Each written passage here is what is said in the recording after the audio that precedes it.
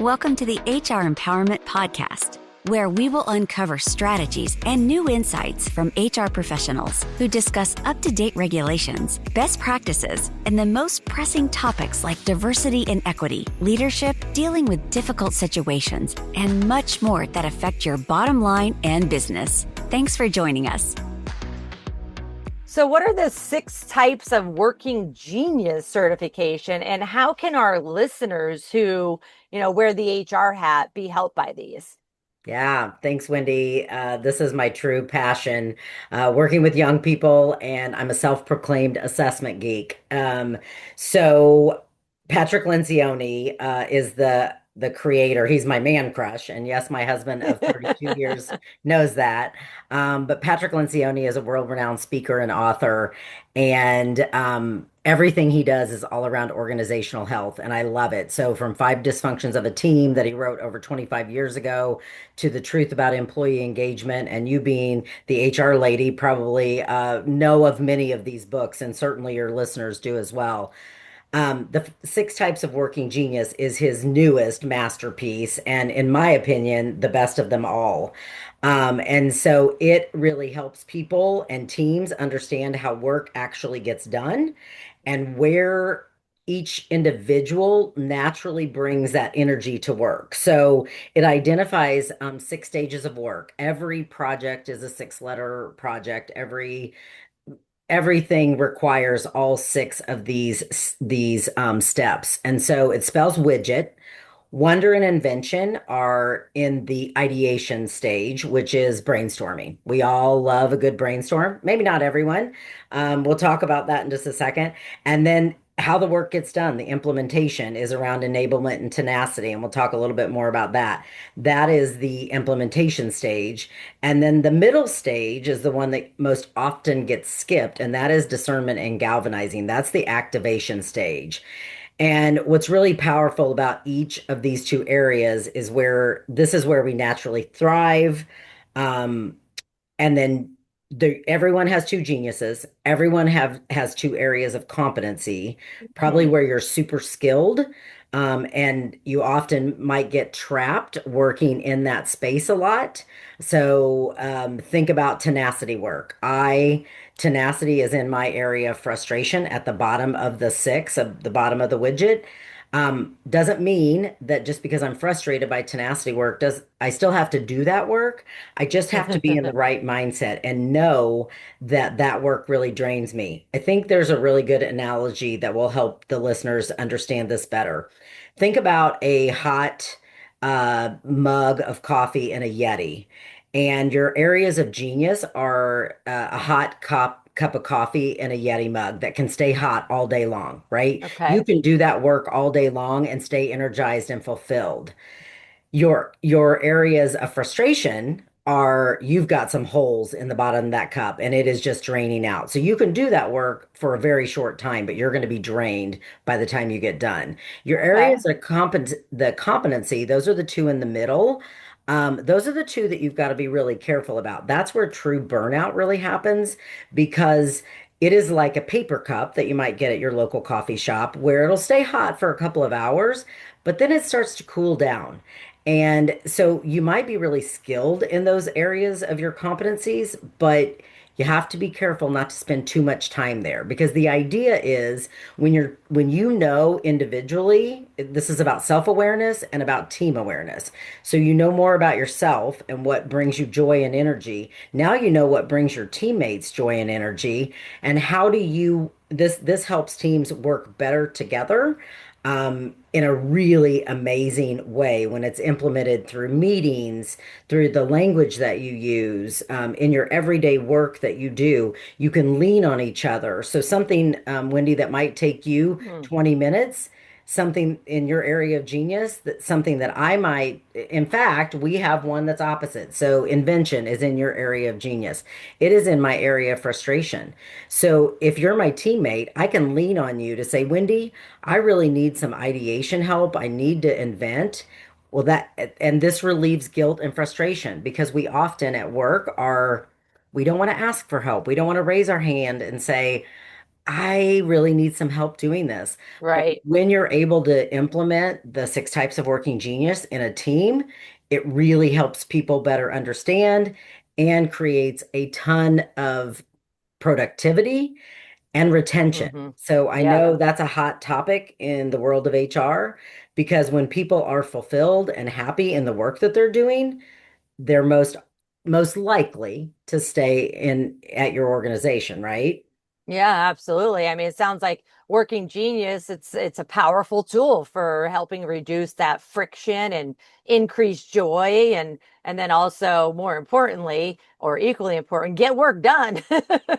Exactly. And I also the other thing I love to share, and especially with my HR leaders, is it really shifts the conversation from what's wrong with this person to how is this person wired and how do we set them up to succeed? I think about the Jim Collins book, Good to Great, about getting the Mhm. right people on the bus. And then Working Genius helps you get the right people that are already on the bus in those right seats so that the Right. team is really moving and has some great momentum when you implement the Working Genius. So I love it for so many reasons. And it when when implemented in a team, it really can make an amazing transformation in how your team works together.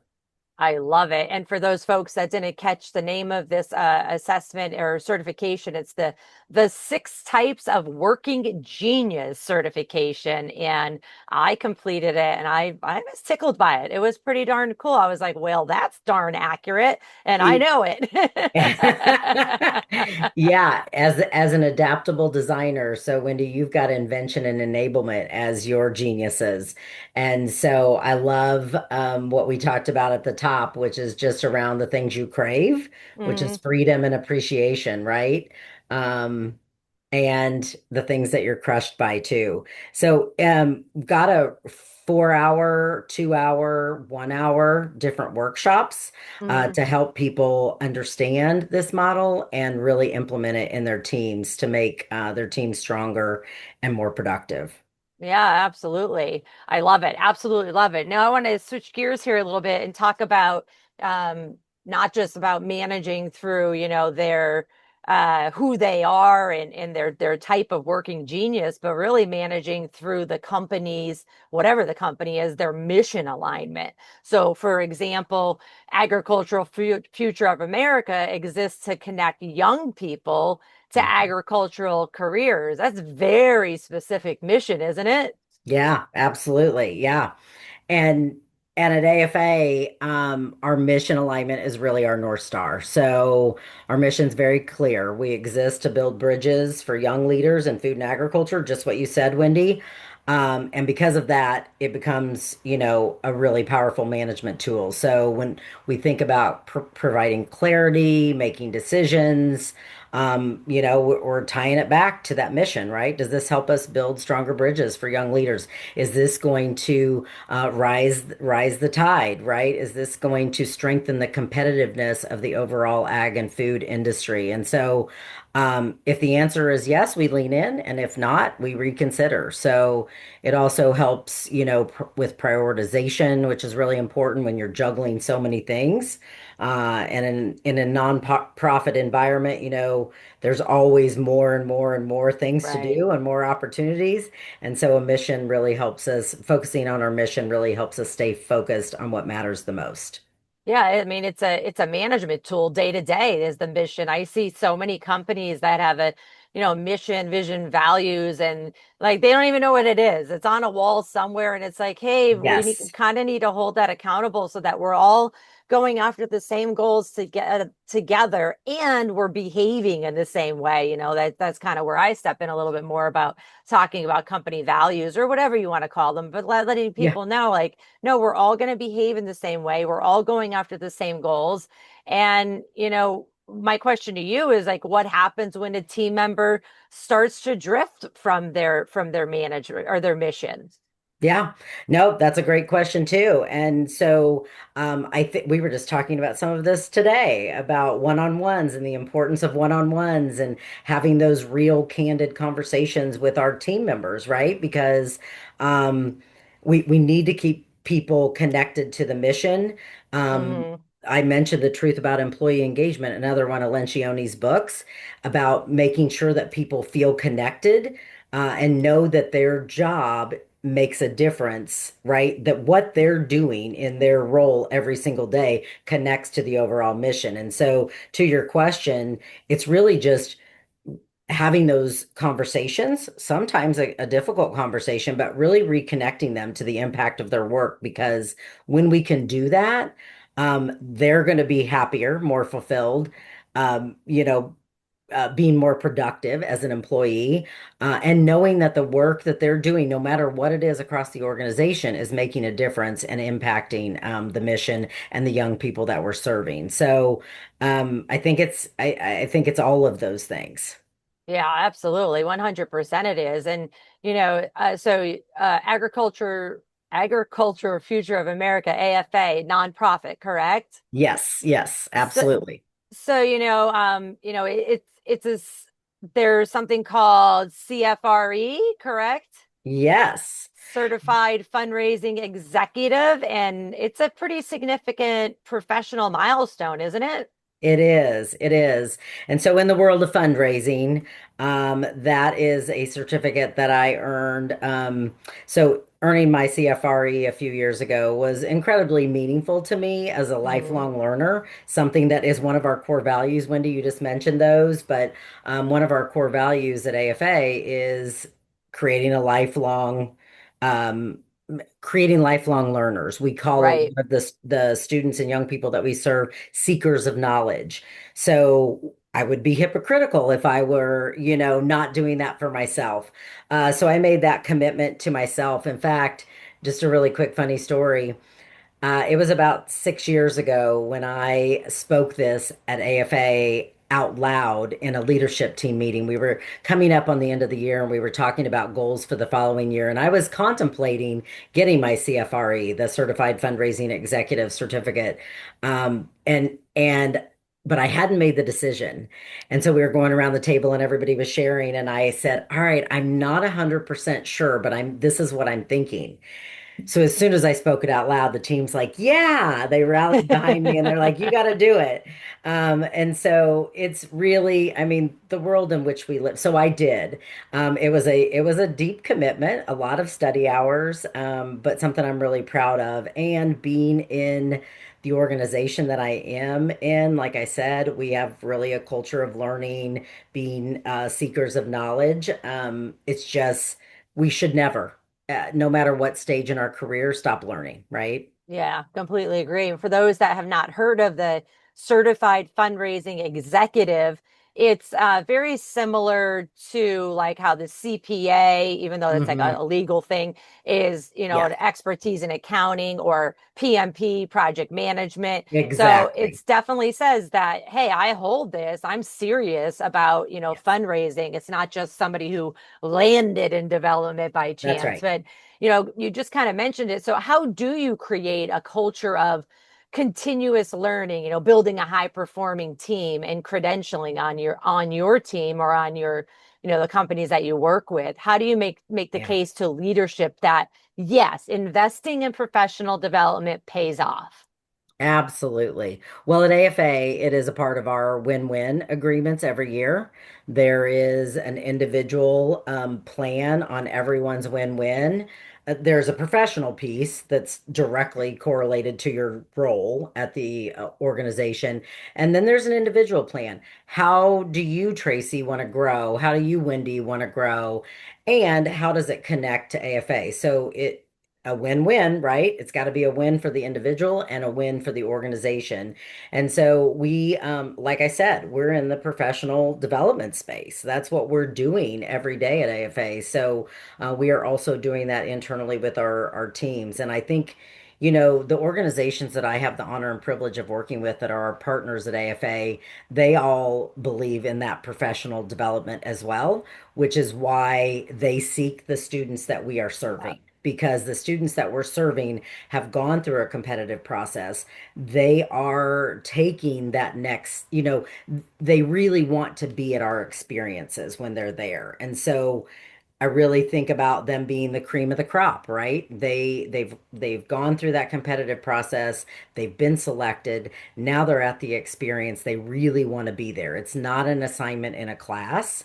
They're not required to come. They want Hmm. to be there. And so we're doing that at AFA, and the organizations that partner with us find great value in those young people.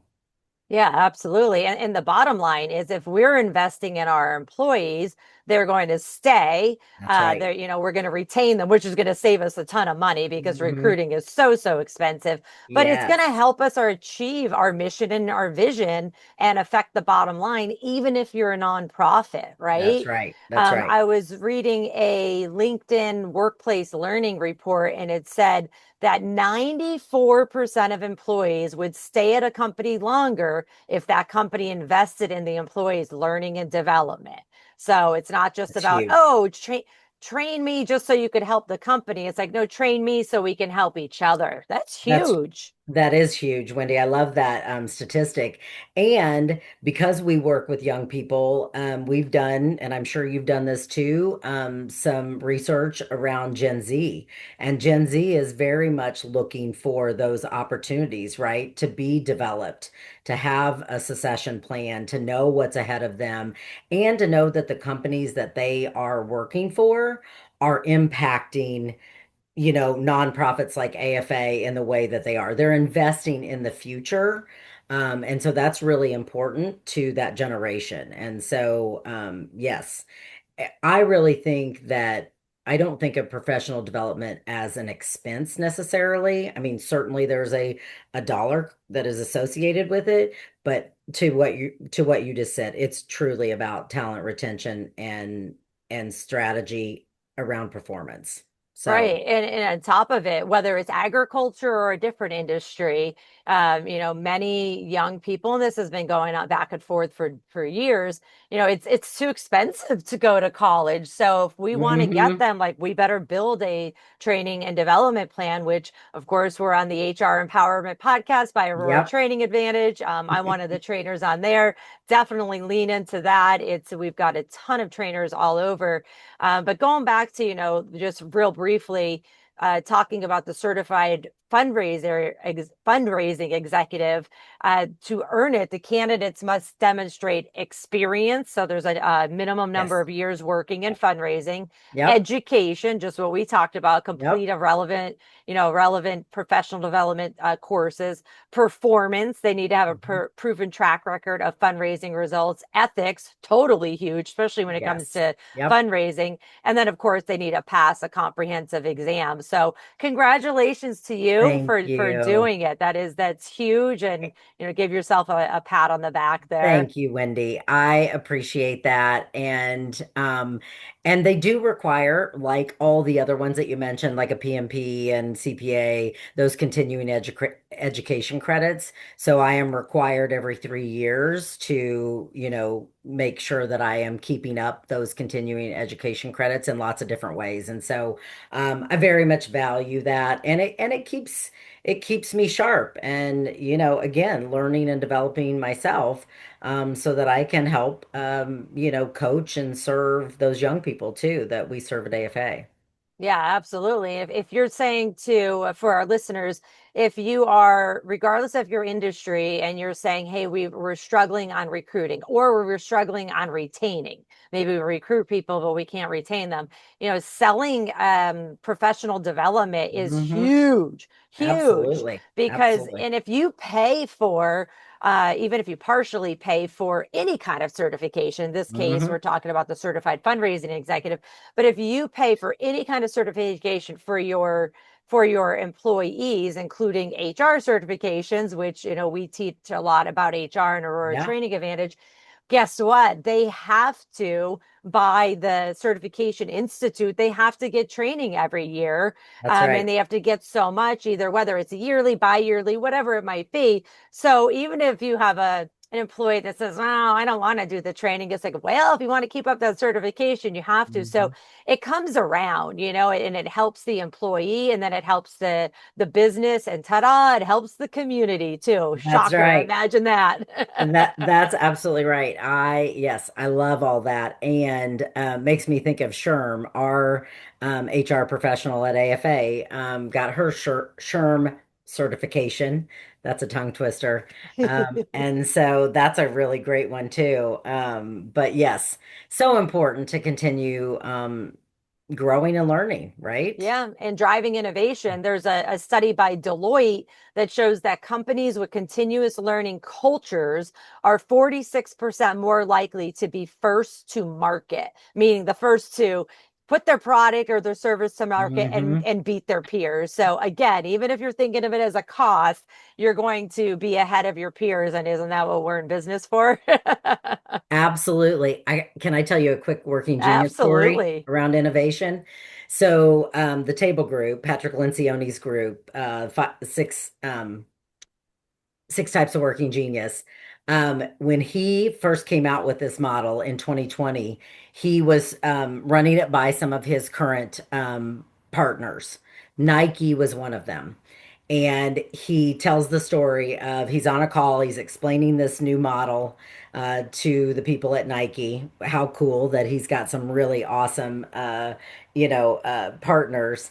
And he's explaining the model. And they had this aha moment in the call and they said, Pat, we know we know what we've been missing.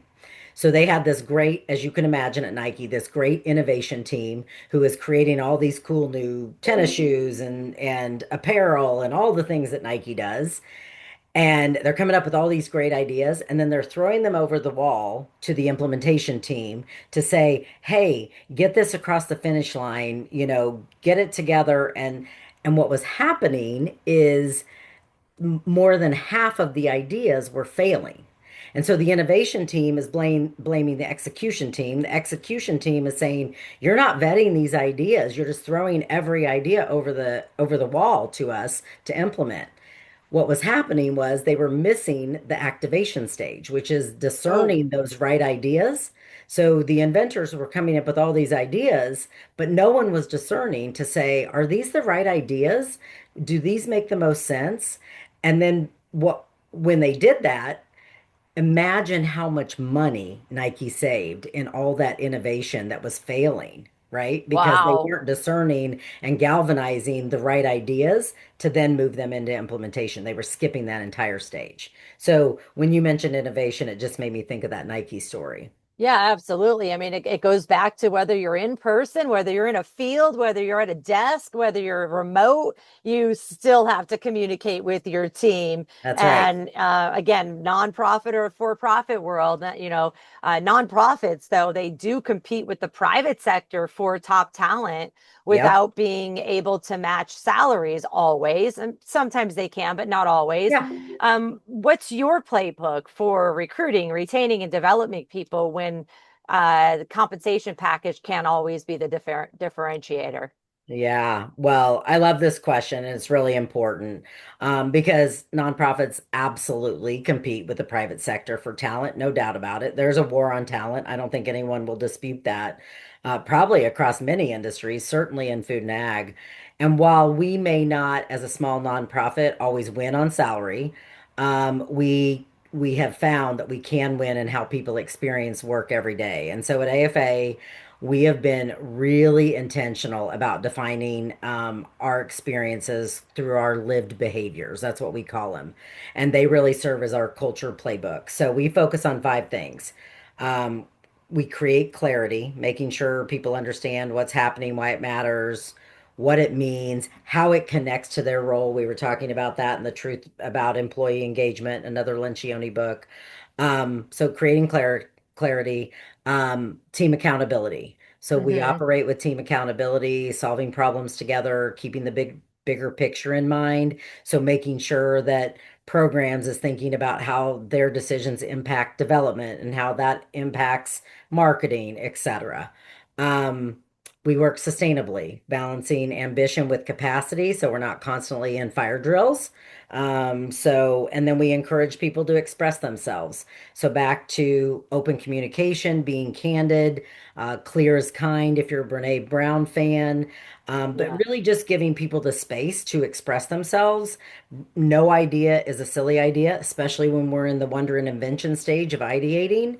And then recognizing impact, connecting the work, which I've already mentioned, that people are doing to real outcomes. And so when people recognize their impact, they are, again, more fulfilled, more productive, um, much higher chance that they're going to stick around because they're happy. Yeah. So again, I keep tying everything back to working genius only because we live and breathe it at AFA and it is like I said, my passion because I've really seen it help teams thrive.